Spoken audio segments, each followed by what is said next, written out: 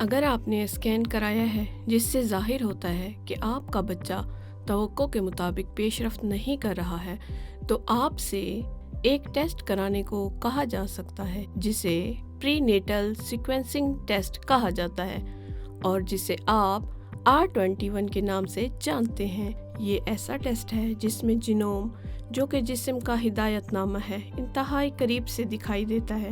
یہ ہدایت نامہ DNA نامی کیمیائی حروف کے ایک تسلسل سے بنا ہے۔ سیکوینسنگ ٹیسٹ آپ کے بچے کے DNA میں سپیلنگ کی غلطیاں یا تبدیلیوں کو تلاش کرنے کے لیے ان حروف کو پڑھتے ہیں۔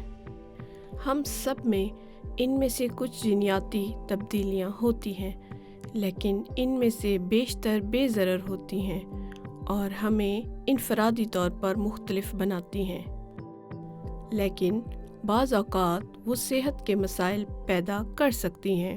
یہ ٹیسٹ جینوم کے اس حصے پر توجہ مرکوز کرے گا جہاں اسکین کے غیر معمولی نتائج کی وضاحت کرنے والی تبدیلیاں اکثر پائی جاتی ہیں۔ اس ٹیسٹ میں 3 نمونوں کا مثالی طور پر موازنہ کیا گیا ہے: بچے کا اور دونوں ماں باپ کا۔ والدین میں سے کسی ایک کے دستیاب ہونے کی صورت میں بھی ٹیسٹ کیا جا سکتا ہے، لیکن نتیجہ حاصل کرنا زیادہ مشکل ہو سکتا ہے۔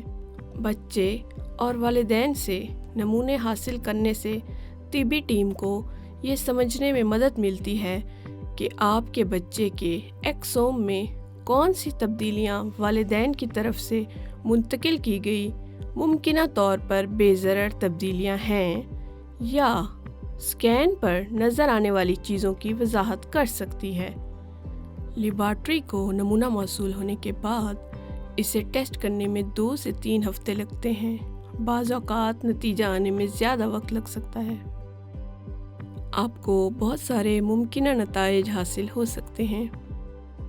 متعلقہ نتائج کا مطلب ہے کہ ٹیسٹ میں ایک جینیاتی تبدیلی کا انکشاف ہوا ہے جو یقینی طور پر اسکین کے نتائج کی وضاحت کرتا ہے، جس کا مطلب ہے کہ ایک مرض کی تشخیص کا پتہ چلا ہے۔ یہ ڈاکٹروں کو مزید معاون معلومات فراہم کر سکتا ہے تاکہ وہ آپ کے بچے کی متوقع حالت کی وضاحت کر سکیں۔ اس سے آپ کو حمل کے بارے میں فیصلہ کرنے میں مدد مل سکتی ہے۔ متعلقہ نتیجہ کی عدم موجودگی کا مطلب ہے کہ قبل از پیدائش کی سیکوینسنگ ٹیسٹ تشخیص کو تلاش کرنے میں ناکام رہی۔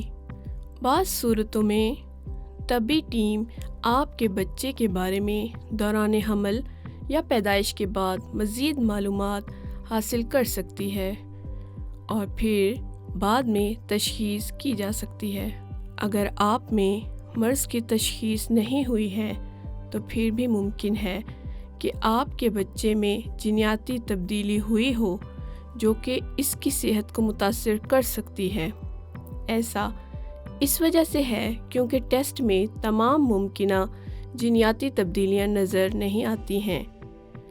ٹیسٹ میں محض وہ تبدیلیاں نظر آتی ہیں جو اسکین کے نتائج کی وضاحت کر سکتی ہیں۔ آپ کو وہ بھی مل سکتا ہے جسے غیر یقینی نتیجہ کہا جاتا ہے۔ محققین اب بھی ایکسوم کے بارے میں سیکھ رہے ہیں، اس لیے بعض اوقات نتیجہ واضح نہیں ہوتا ہے۔ ان صورتوں میں ایک جینیاتی تبدیلی پائی جاتی ہے جو اسکین کے نتائج کی وضاحت کر سکتی ہے، لیکن اس بات کو یقینی بنانے کے لیے مزید ٹیسٹ یا معلومات کی ضرورت ہے۔ مزید ٹیسٹ صورتحال پر منحصر ہوں گے اور حمل کے دوران یا بعد میں کیے جا سکتے ہیں۔ بعض اوقات ٹیسٹ سے اتفاقی نتیجہ حاصل ہو سکتا ہے۔